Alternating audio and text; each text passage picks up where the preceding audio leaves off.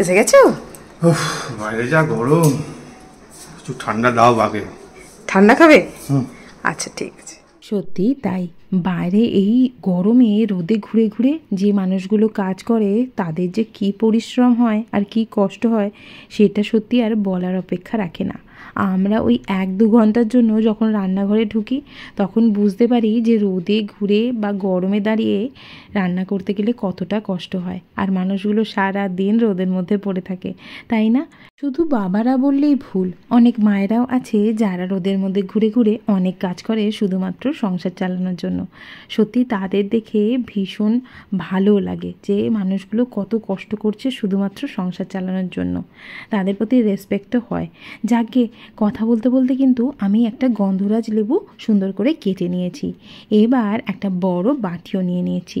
তার মধ্যে আমি এখানে মিষ্টির দোকানে যেসব কেনা দই পাওয়া যায় সেই কেনা দই নিয়ে নিয়েছি। প্যাকেটজাত দই আমি এখানে নিচ্ছি না, চাইলে তোমরা অবশ্যই নিতে পারো। মিষ্টির দোকানের দইয়ে একটুখানি গাঢ় ভাব থাকে, একটু মাটা থাকে। আমি সেই জন্য এই দইটাই প্রেফার করি লস্যি টস্যি বানানোর জন্য। খেতে খুব সুন্দর হয় কিন্তু। একটুখানি দই দেখলে তুলে রেখে দিলাম, কারণ সেটা আমাদের পরবর্তীতে কাজে লাগবে। আমি এখানে 2 কাপের মতো লস্যি বানাবো, সেই জন্য আমি এখানে 200 গ্রামের মতো দই নিয়ে নিয়েছি, যাতে ওই লস্যিটা একটু গাঢ় হয় সেই জন্য। এবার এটাকে একটু সময় নিয়ে ভালো করে ফেটিয়ে নিতে হবে, যাতে এর মধ্যে কোনো রকম লাম্পস না থাকে। দইটা ভালো মতো ফেটানো হয়ে গেলে এখানে দিয়ে দেব বিট নুন আর দিয়ে দেব প্রয়োজন মতো চিনি। আমি এখানে ছোটো চামচে 4 চামচ মতো চিনি ব্যবহার করছি। খুব বেশি মিষ্টি আবার কোনো জিনিসই আমার ভালো লাগে না, আর কর্তামশাইয়েরও ভালো লাগে না, সেই জন্য হালকা মিষ্টিই রাখছি। আর গন্ধরাজ লেবুর রসটাও দিয়ে দিচ্ছি এর মধ্যে। আমি একদম হাফের হাফ দেখতে পাচ্ছ গন্ধরাজ লেবুর রসটা ভালো করে চিপে চিপে এর মধ্যে দিয়ে দিচ্ছি, যাতে গন্ধরাজ লেবুর ফ্লেভারটা খুব সুন্দরভাবে এর মধ্যে মিশে যায়। এবার আবারও সমস্ত কিছু ভালো করে মিশিয়ে নিতে হবে। চিনি দেওয়া আছে যেহেতু চিনিটা একটু গলিয়ে নিতে হবে ভালো করে ফেটিয়ে ফেটিয়ে। এই ফেটাতে ফেটাতে দইটা দেখবে বেশ ফেনা ফেনা মতো হয়ে গেছে।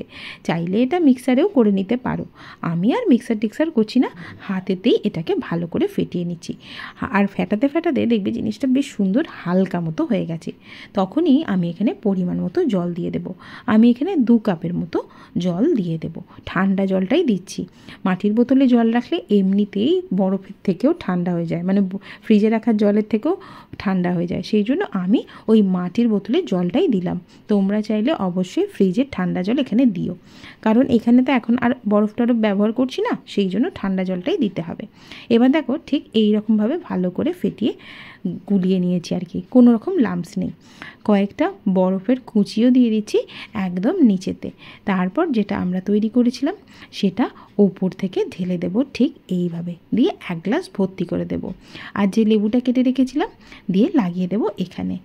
আর যে একটুখানি দই রেখে দিয়েছিলাম, দইয়ের মাথাটা ওপর থেকে দিয়ে দেব, যাতে খাওয়ার সময় মুখে লাগে এবং সুন্দর খেতে লাগে। আর হ্যাঁ, কথা বলতে বলতে তো ভুলেই গেছি, তোমরা কে কোথা থেকে এই ভিডিওটা দেখছো অবশ্যই জানিও। চলো দেখে নিই কর্তামশাই কি বলে। ব্যাস এসেই বসে পড়েছো টিভিটা নিয়ে? হ্যাঁ, দেখি একটু ভোটের খবর টবর গুলো। হয়ে গেল? হ্যাঁ হয়ে গেল। বাহ, সুন্দর তো। খেয়ে দেখো। দুর্দান্ত দুর্দান্ত গিন্নি, তোমার জবাব নেই।